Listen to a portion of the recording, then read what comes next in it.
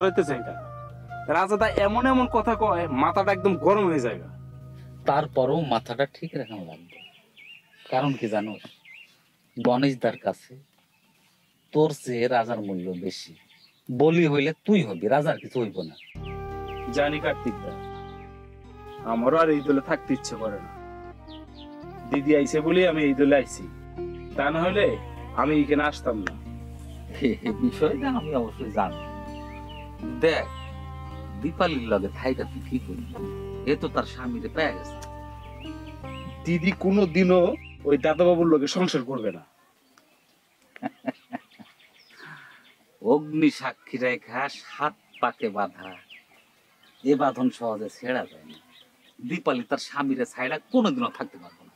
এইসব আগের দিনের কথা দাদা, জামানা বদলাই গেছে। 7 পাককে 14 পাকও খোলা সহজ। শোন, ওই লোকটা দীপালিকে ছাড়বে এটা আমার মনে হয় না। সেদিন গ্রিন রুমে ঢুইকা দীপালির স্বামী কি কাণ্ডটা করলো। হেলা নির্লজ্জ একটা মানুষ। তিনি আর এই এলাকায় নাই দাদা। উগান্ডা তাতারে ধাওয়া একদম খেদাই দিছে। এই কস কি? হ দাদা, দাদাবাবু আর ভুল কইরাও কোনোদিনও দিদির লোকে দেখা করতেইব না।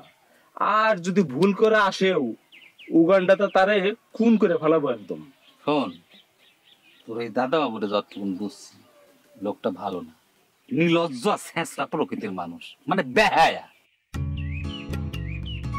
মন খারাপ করিস না। এক বালিশে দুইটি মাথা, ছোট কইরা কেন কনার কথা, ঘুমাইলা ঘুমাইলা রে বন্ধু, পাহান গাইলা না, ঘুমাইলা ঘুমাইলা।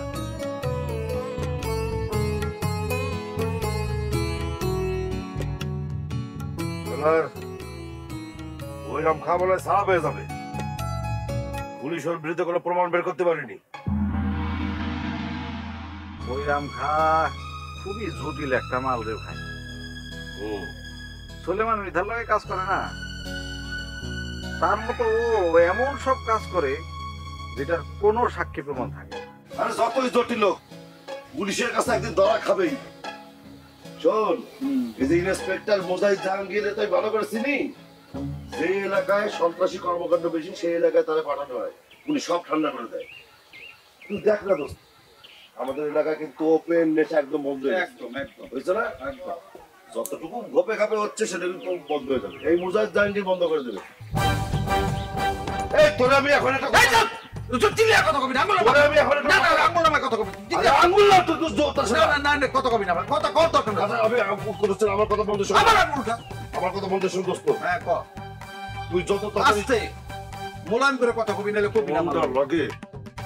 ক তুই যত তাড়াতাড়ি সম্ভব ওই ইস্তিকদার বিস্তিকদারের কাছ থেকে সরে আয়, নাহলে কিন্তু ফাইসে যাবি। বকুলপুরের একজন করতেছিল তুই নাকি রুহিগো বাড়িতে যাস। যাই তো, সব সময় যাই না, মাঝে মাঝে যাই। মানে মুসলিম সরকার রুহিরে তুলে নেওয়ার হুমকি দিছিল তো। বিকশ মুসলিম সরকার রুহিরে তুলে নিতে হুমকি দিছিল। কোনো প্রতারকের জন্য চোখের পানি ফেলতে হয় না, চোখের পানি ফেলতে হয় সবচেয়ে প্রিয় মানুষটির জন্য।